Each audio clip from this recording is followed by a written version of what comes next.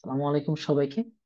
আজকের ভিডিওটা আগের গুলো থেকে একটু বড় হবে, কারণ আজকে আমরা একটু গুরুত্বপূর্ণ, আমাদের সব থেকে গুরুত্বপূর্ণ যে কোণটা, যেটা পরীক্ষায় সব থেকে বেশি আসে, পেন্সিল কম্পাসের সাহায্যে একটি 90 ডিগ্রি কোণ আঁকতে হবে, এটা শিখবো। 90 ডিগ্রি কোণ আঁকার দুটো পদ্ধতি আছে। একটা হচ্ছে আমরা 60 ডিগ্রি, তারপর 120 ডিগ্রি আঁকা যে শিখেছি, সেই নিয়মটা আমরা ফলো করব। আরেকটা আছে, আমরা জানি কি 90 ডিগ্রি মানে কি, আমরা যদি একটা সরলরেখার উপর আরেকটা লম্ব অঙ্কন করি, সেটা কিন্তু 90 ডিগ্রি হয়ে যাবে। তার মানে কি, কোন সরল রেখার উপরে যদি আমরা একটা লম্ব আঁকি, তাহলে কিন্তু সেটা 90 ডিগ্রি। তো আমরা দুইটা পদ্ধতি শিখবো। প্রথম পদ্ধতিটা কি, আমরা 60 ডিগ্রি 120 ডিগ্রি যেভাবে এঁকেছি সেটা দেখেন। এটা হচ্ছে কি, 60 ডিগ্রি অঙ্কন করার জন্য আমরা একটা রশ্মি নিব। নেওয়ার পর পেন্সিল কম্পাসের সাহায্যে আমরা কি করব, এই যে এই বিন্দুটাতে বসিয়ে আমরা নির্দিষ্ট ব্যাসার্ধের একটা বৃত্তচাপ আঁকবো। ঠিক আছে, এবং বৃত্তচাপটা একটু বড় করে নিব। বৃত্তচাপটা কি করবো, এই যে 120 ডিগ্রি আঁকার জন্য যেভাবে বৃত্তচাপ নিয়েছি সেভাবে নেওয়ার পর এই 120 ডিগ্রি পর্যন্ত আমরা কি করব, যেভাবে এঁকেছিলাম সেভাবেই আঁকতে থাকবো। এই যে দেখেন, এখানে আমি কি করেছি, একবার বৃত্তচাপ দিয়েছি 60 ডিগ্রি, আবার কি করব, আমি এখানে বসিয়ে আবার বৃত্তচাপ আঁকবো। এটা হয়ে যাবে আমার কত ডিগ্রি, এটা হয়ে যাবে আমার 120 ডিগ্রি। এখন দেখেন তো, এখানে 60 ডিগ্রি অলরেডি কিন্তু আমার আছে। আমার 90 ডিগ্রির জন্য আর 30 ডিগ্রি দরকার, 90 ডিগ্রির জন্য আর 30 ডিগ্রি দরকার।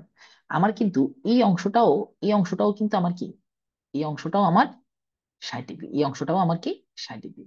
আমি যদি এই অংশটাকে সমান দুই ভাগে ভাগ করতে পারি, তাহলে এপাশে 30 এপাশে 30 চলে আসবে। তখন এই 60-এর সাথে এই 30 মিলে আমার কিন্তু 90 ডিগ্রি হয়ে যাচ্ছে, তাই না? তাহলে আমরা এখন কি করব, আমরা এখন এই যে 60 ডিগ্রি পরবর্তীতে 120 ডিগ্রির জন্য এই যে 60 ডিগ্রি অঙ্কন করলাম, এই 60 ডিগ্রিটাকে আমরা সমান দুই ভাগে ভাগ করব। এবং সমান দুই ভাগে ভাগ করার জন্য আমরা কি করি, এই দুইটা বিন্দুকে কেন্দ্র করে, কোন দুইটা বিন্দু, এই দুইটা বিন্দুকে কেন্দ্র করে আমরা কি করব, এই যে মাঝখানে, ওদের মাঝখানে একটা বৃত্তচাপ আঁকবো। এখানে একটা বৃত্তচাপ আঁকবো, এবং এটাকে, এই বিন্দুকে কেন্দ্র করে আমরা এপাশে আরেকটা বৃত্তচাপ আঁকবো। এই যে দুইটা বৃত্তচাপ একটা বিন্দুতে ছেদ করলো, এই বিন্দুটাতে কি হলো, আমার এই কোণটা, এই যে 160 ডিগ্রি কোণটা, এই 60 ডিগ্রি কোণটা কিন্তু 90 90 বিভক্ত হয়ে গেল। তাহলে আমরা যদি এখান থেকে লম্ব টানি, এখান থেকে আমরা এই যে এই বরাবর যদি আমরা দাগটা টেনে দেই, এই বরাবর যদি আমরা দাগটা টেনে দিই, তাহলেই কিন্তু দেখেন আমার এখানে কি হচ্ছে, 90 ডিগ্রি কোণ আঁকা হয়ে গেছে। এই যে দেখেন, আমি যদি এখানে প্রোটেক্টর রাখি, এই যে দেখেন এটা 90 ডিগ্রি। কিভাবে, এই যে দেখেন, আমি এখান থেকে আমার এ পর্যন্ত কি হয়েছে, এখান থেকে আমার এ পর্যন্ত কি হয়েছে, এখান থেকে আমার এ পর্যন্ত কি হচ্ছে 60 ডিগ্রি, এখান থেকে আমার এ পর্যন্ত কি হচ্ছে 60 ডিগ্রি হয়েছে। দেখেন, এখান থেকে এ পর্যন্ত আমার কি 60 ডিগ্রি, এখান থেকে এ পর্যন্ত আমার কি 120 ডিগ্রি। ঠিক আছে, এই যে প্রোটেক্টরটাকে আমি যখন এনে বসাবো, আপনারা এখানে দেখতে পাচ্ছেন যে একটা হচ্ছে 60 ডিগ্রি, একটা হচ্ছে 120 ডিগ্রি। আমি এই 60 ডিগ্রিটাকে, উপরের যে 60 ডিগ্রি আছে, এখানে আবার এটাকে কি করেছি, দুটি সমান ভাগে ভাগ করেছি। এবং দুটি সমান ভাগে ভাগ করার কারণে আমার এই পুরোটা মিলে আমার এখানে কি হয়ে গেল, মোট 90 ডিগ্রি হয়ে গেল। কোথায় কোথায় 90 ডিগ্রি, এই যে এই অংশটুকু হচ্ছে আমার 60 ডিগ্রি, এই অংশটুকু হচ্ছে আমার 60 ডিগ্রি। এটা 60 ডিগ্রি ছিল, আমি 30 30-এ ভাগ করেছি, এখানে 30 ডিগ্রি। মোট এখানে কত ডিগ্রি হয়ে গেল। আমি এখানে কি করতে পারি, এটাকে একটা রশ্মি ধরতে পারি, এটা একটা রশ্মি, এটা আরেকটা রশ্মি। এখানে এ ও বি, এটা হচ্ছে কি আমার 90 ডিগ্রি কোণ। এটা হচ্ছে 90 ডিগ্রি কোণ আঁকার প্রথম পদ্ধতি, এটা হচ্ছে 90 ডিগ্রি কোণ আঁকার প্রথম পদ্ধতি। এবার আমরা 90 ডিগ্রি কোণ আঁকার দ্বিতীয় পদ্ধতিতে যাই। ঠিক আছে, 90 ডিগ্রি কোণ আঁকার দ্বিতীয় পদ্ধতিটা হচ্ছে, আমাদেরকে কি করতে হবে, একটা সরলরেখার উপর একটা লম্ব আঁকতে হবে। একটা সরলরেখার উপর আমাদেরকে একটা লম্ব আঁকতে হবে। একটা সরলরেখার উপর লম্ব আঁকার উপায় কি, দেখেন। প্রথমত আমরা একটা সরলরেখা নিব। ঠিক আছে, আমরা একটা সরলরেখা নিয়েছি। আচ্ছা, আমি এটাকে একটু গাঢ় করে নিই, তাহলে আমাদের জন্য সুবিধা হবে। আমরা এখানে কি করলাম, একটা সরলরেখা নিলাম। এই সরলরেখার উপর আমরা কি করব, লম্ব আঁকবো। কিভাবে লম্ব আঁকা যায়? আমরা প্রথমে এখানে যে কোনো একটা বিন্দু সিলেক্ট করব। এই যে এই বিন্দুটা সিলেক্ট করেছি, আমি আর একটু কাছে সিলেক্ট করি বিন্দুটাকে। এখানে একটা বিন্দু সিলেক্ট করেছি, বহিস্থ একটা বিন্দু, সরল রেখার বহিস্থ একটা বিন্দু সিলেক্ট করেছি। করার পরে এবার আমি পেন্সিল কম্পাসটাকে নিব। নিয়ে পেন্সিল কম্পাসটাকে কি করবো, এই বিন্দুতে বসাবো। বসানোর পরে এখন আমি ব্যাসার্ধটা নিব কিভাবে, দেখেন ব্যাসার্ধটা নিব এমন ভাবে যাতে সেটা কি করে, এই সরল রেখাটাকে দুইটা বিন্দুতে ছেদ করে। এই দেখেন আমি ব্যাসার্ধটা এতটুকু নিলাম, ব্যাসার্ধটা কতটুকু নিলাম, এতটুকু নিলাম। নিয়ে আমি এটাকে লক করে দিলাম। দিয়ে এবার আমি কি করব, এখানে একটা বৃত্ত চাপান। এখানে বৃত্ত চাপাকলে কি হবে, এই ব্যাসার্ধটা কি করবে, এই সরল রেখাটাকে দুইটা বিন্দুতে ছেদ করবে। এবার আমাদের কাজ হচ্ছে এই পেন্সিল কম্পাসের কাটা অংশটা এই বিন্দু বরাবর রেখে আমরা কি করব, এটার অর্ধেকের থেকে বেশি ব্যাসার্ধ নিব। কি নিব, অর্ধেকের থেকে বেশি ব্যাসার্ধ নিব, বা সমান নিব, অর্ধেকের থেকে বেশি বা সমান ব্যাসার্ধ নিব।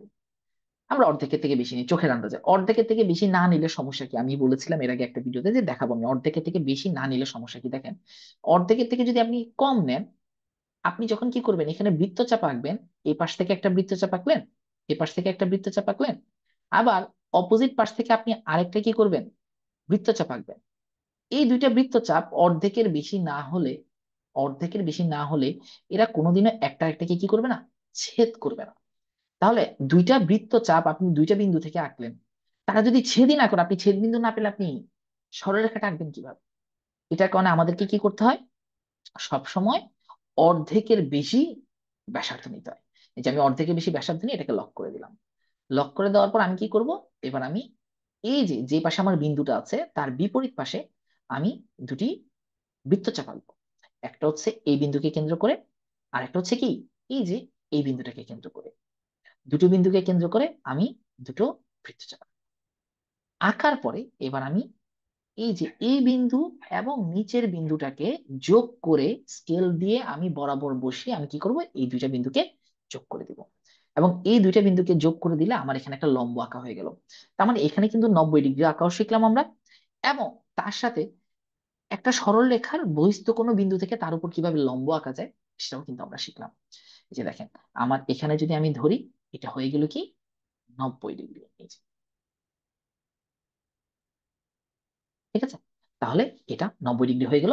এবং 90 ডিগ্রি হয়ে যাওয়ার কারণে আমরা কি বলতে পারবো, যে আমরা এখানে কি করেছি, এ বি, এই সরল রেখার উপর পি বিন্দু থেকে আমরা একটা লম্ব এঁকেছি ও বিন্দুর উপরে।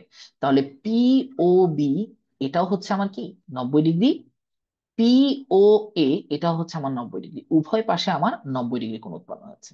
আর এটাকে আমরা যদি ও বিন্দু ধরি, তাহলে আমরা কি করেছি, প্রথমত আমি যদি এটাকে সুন্দর করে লিখতে চাই, আমি কি করব, এ বি আমাদের একটা সরল রেখা, পি বহিস্থ একটা বিন্দু, পি বিন্দুকে কেন্দ্র করে আমরা এমন ভাবে একটা বৃত্তচাপ আঁকবো যাতে বৃত্তচাপটি কি করে, এ এবং বি কে সি এবং ডি বিন্দুতে ছেদ করে।